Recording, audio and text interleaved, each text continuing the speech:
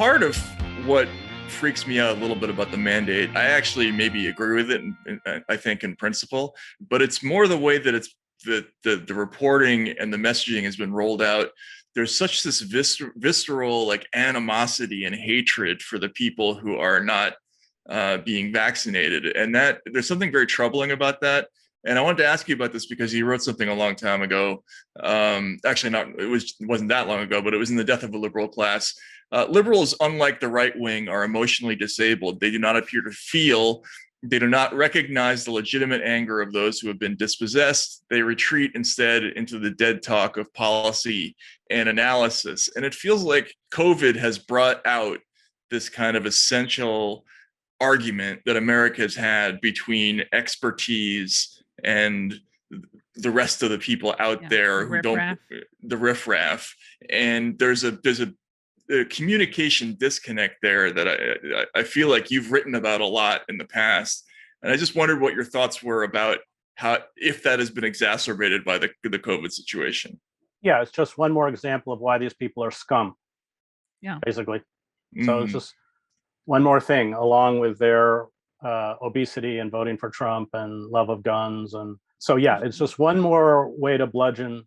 And of course, what it does is widen the divide. I'm very, very concerned about the divide, as I know you are, because I watched Yugoslavia divide like that until you had these completely polarized antagonistic camps that were speaking to each other in the language of violence. And I know from covering war that it becomes a very short step once you begin to speak in the language of violence to actually carrying out violence. And that's what's happening. And I always check myself because of my own experiences. I mean, for instance, I know from Sarajevo what it's like to walk into a supermarket where all the windows are broken and the shelves are empty and the light fixtures are hanging down and there's detritus and trash all over the floor. And in some way, when I walk into a supermarket in Princeton, that image never goes away. I don't want to have my own trauma and my own experience totally color my view of American reality. But I do feel that that potential is there. We are a country utterly awash in weapons, including assault-style weapons. What is it, 1.5 million? I don't know what the number is, AR-14s. And much of my family comes from Maine. They're all hunters. You can't use these weapons to hunt. The caliber of the bullet is too small. If you want to take down a deer, you use a 30-30. These are weapons solely designed to shoot people, unless you want to hunt rabbits or something with them. There won't be much left of the rabbit. I really worry about that. And the liberal elites are as complicit in this as the right wing. And the more these demographics are siloed and the more they're allowed to demonize the other, the more dangerous the situation becomes. Yeah, you've talked about this in the past, right? That like the similarities. I mean, you were talking about Yugoslavia, the literal balkanization of a country, right? Where you have a huge population that is already armed. When there's the messaging is only going in one direction to certain groups, and another group is only getting messaging from its sources. You can get lulled into a false sense of security that violence isn't going to break out, but it can in a heartbeat, right? That's the lesson of what you experienced. It can in a heartbeat. There are two things about that. One, nobody believes it's going to break out.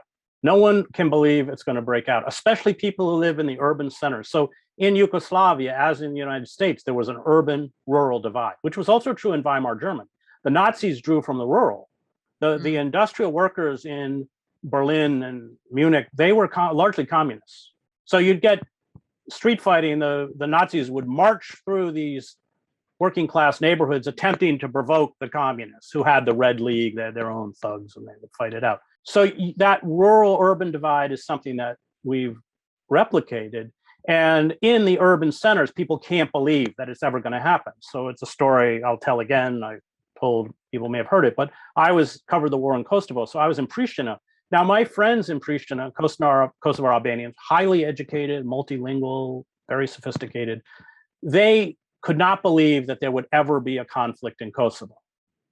And it got to a point where I was 10, 15 kilometers outside of Kosovo in my armored car being stopped by Kosovo Liberation Army checkpoints. And I would come back to Pristina and they would say, no, that's just Serb police dressed up as KLA to provoke the persecution. And attacks against Kosovar Albanians. They did not understand what was happening until literally Serb paramilitaries rounded them up, put them on freight cars, and shipped them by train to refugee camps in Macedonia.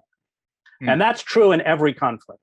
And that's the problem, that people have, for whatever emotional reason, they can't grasp the fragility of the social system they're in. And they're always caught by surprise. If you go back and read the great writers on fascism, let's look at Joseph Roth. He saw what was going to happen in the early 20s in Germany and wrote about it and became eventually a non-person. He's a great writer. Radetzky March, his novels are great, his journalism are great. But in the end, he ends up in Paris, stateless, drinking himself to death. There's a wonderful line where one of his friends says, "Why do you drink so much?" And Roth laughs and says, "You think you're going to survive?" So that I see. Hello, thank you so much for listening to and watching Useful Idiots. For full episodes and extended interviews, please subscribe at usefulidiots.substack.com. You can subscribe on YouTube at youtube.com/usefulidiots for clips, live streams, and full episodes. Also, subscribe to us wherever you find your podcasts. Follow us on Twitter at UsefulIdiotPod and use the hashtag UsefulIdiotsPod. Join us Mondays at 10 a.m. for the Useful Idiots Monday Morning Show, where we discuss the Sunday morning news shows so you don't have to watch them.